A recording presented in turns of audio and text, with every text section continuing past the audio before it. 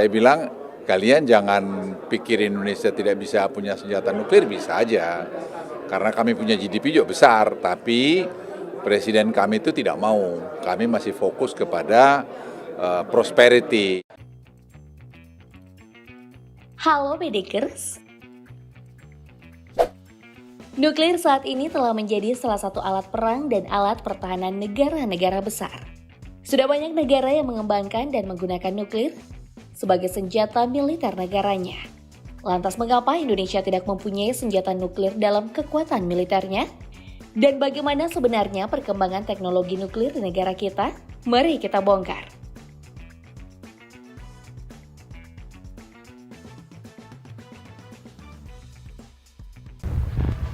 Perkembangan ilmu pengetahuan terkait tenaga nuklir telah dimulai sejak terjadinya Perang Dunia Kedua. Politik internasional dan perkembangan teknologi dunia didominasi oleh dua negara superpower yang pada Perang Dunia Kedua keluar sebagai pemenang, yakni Amerika Serikat dan Uni Soviet yang sekarang menjadi Rusia. Perkembangan senjata nuklir menjadi ajang saling unjuk gigi antar Amerika dan Rusia.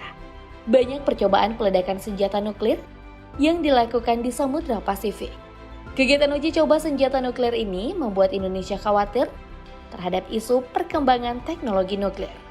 Pemerintah pun mulai mencetuskan kebijakan berupa penyelidikan kemungkinan penyebaran radioaktif di wilayah Laut Pasifik yang menjadi tempat percobaan senjata nuklir. Wilayah Laut Pasifik yang berbatasan langsung dengan wilayah Indonesia bagian timur menjadi alasan untuk segera melakukan riset teknologi nuklir. Sejarah dimulainya perkembangan riset teknologi nuklir di Indonesia diawali pada tahun 1954 dengan membentuk panitia negara untuk melakukan penyelidikan radioaktif yang memiliki kewenangan untuk melakukan penyelidikan terhadap kemungkinan adanya penyebaran radioaktif akibat uji coba senjata nuklir di Lautan Pasifik, sekaligus memperhatikan perkembangan pemanfaatan dan penggunaan energi nuklir untuk kepentingan masyarakat.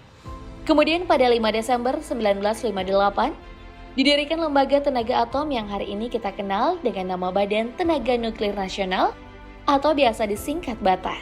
Dalam usaha peningkatan penguasaan nuklir tahun 1965, Indonesia meresmikan reaktor nuklir pertama yang berlokasi di Bandung dengan nama Reaktor Triga Mark II. Tahun-tahun berikutnya menjadi tahun yang produktif dalam perkembangan fasilitas penelitian nuklir di Indonesia. Pada tahun 1966 dibangun lagi Pusat Penelitian Tenaga Atom yang berlokasi di Jakarta Selatan. Dan tahun 1967 terdapat pembangunan Pusat Penelitian Tenaga Atom Gama di Yogyakarta. Perkembangan selanjutnya terjadi pada era Orde Baru. Tepatnya pada tahun 1987, Indonesia telah memiliki fasilitas pusat reaktor serbaguna yang berdiri di Serpong, Tangerang Selatan. Maka reaktor ini saya beri nama Reaktor Nuklir Serbaguna GA Siwapesi. Setelah itu perkembangan nuklir nasional terus mengalami pasang surut seiring dengan dinamika politik yang ada.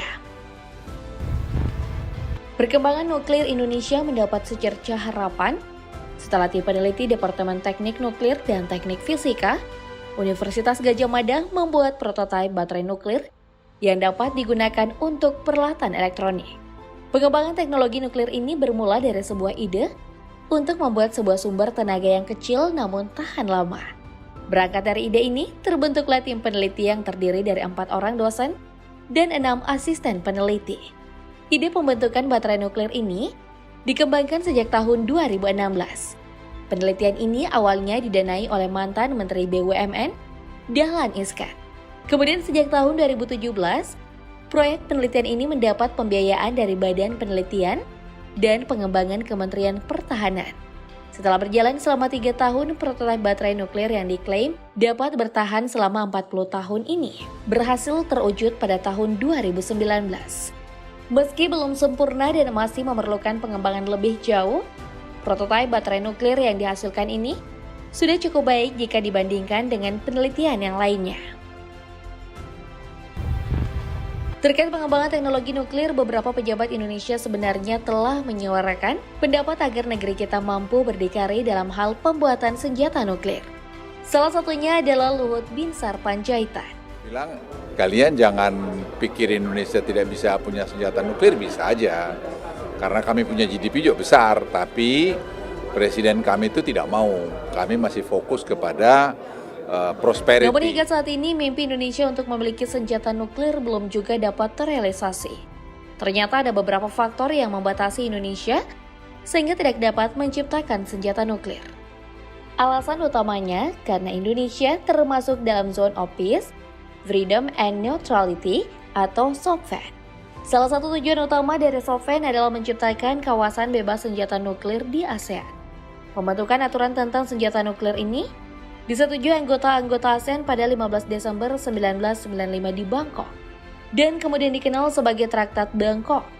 Dalam traktat ini, ada beberapa ketentuan-ketentuan yang berkaitan dengan keselamatan dan pemanfaatan tenaga nuklir. Di antaranya yaitu untuk tidak mengembangkan, memproduksi, membeli, mempunyai atau menguasai senjata nuklir, pangkalan nuklir, ataupun melakukan uji coba atau menggunakan senjata nuklir dimanapun juga baik di dalam maupun di luar kawasan Asia Tenggara. Tidak meminta ataupun menerima bantuan berkenaan dengan nuklir. Tidak melakukan segala kegiatan pemberian bantuan ataupun menyokong pembuatan atau pengambil alihan peralatan nuklir apapun juga oleh negara manapun juga. Tidak menyediakan sumber daya atau material khusus ataupun perlengkapan kepada negara persenjataan non-nuklir dimanapun juga ataupun negara persenjataan nuklir, terkecuali negara tersebut telah memenuhi perjanjian keselamatan dari The International Atomic Energy Agency untuk mencegah operasi atau penggelaran senjata nuklir di wilayah-wilayah anggotanya dan mencegah pula dilakukannya uji coba nuklir. Mencegah wilayah laut kawasan Asia Tenggara dari pembuangan sampah radioaktif dan atau bahan-bahan radioaktif oleh siapapun juga. Jadi berdasarkan traktat ini, bukan berarti Indonesia tidak bisa membuat senjata nuklir. Namun, kita memang tak boleh untuk mengembangkan senjata berbasis nuklir. Meskipun Indonesia memiliki banyak sumber daya uranium, berdasarkan data dari Batan, total sumber daya uranium yang dimiliki Indonesia sebanyak 81.090 ton dan thorium 140.411 ton. Bahan baku ini tersebar di 3 wilayah. Sumatera memiliki 31.567 ton uranium dan 126.821 ton thorium. Kalimantan dengan 45.731 ton uranium dan 7.028 ton thorium. Sementara Sulawesi sebanyak 3.793 ton uranium dan 6.562 ton thorium. Meski demikian, sampai dengan saat ini Indonesia belum juga memanfaatkan potensi ini untuk membangun pembangkit listrik tenaga nuklir demi memenuhi kebutuhan pasokan listrik. Padahal, Batan menilai ada beberapa lokasi yang bisa dimanfaatkan untuk membangun PLTN yang sejatinya bukan wilayah yang rawan gempa. Pembahasan PLTN di Indonesia sejauh ini masih kontroversial. Muaranya ada pada 3 hal, yakni masa konstruksi PLTN yang sangat lama, limbah radioaktif yang sangat berbahaya bagi kesehatan, serta faktor kerawanan bencana Indonesia yang beresiko menyebabkan kebocoran reaktor nuklir. Nah, kalau menurut kamu, apakah Indonesia butuh untuk segera mengembangkan PLTN? Tuliskan opinimu di kolom komentar ya.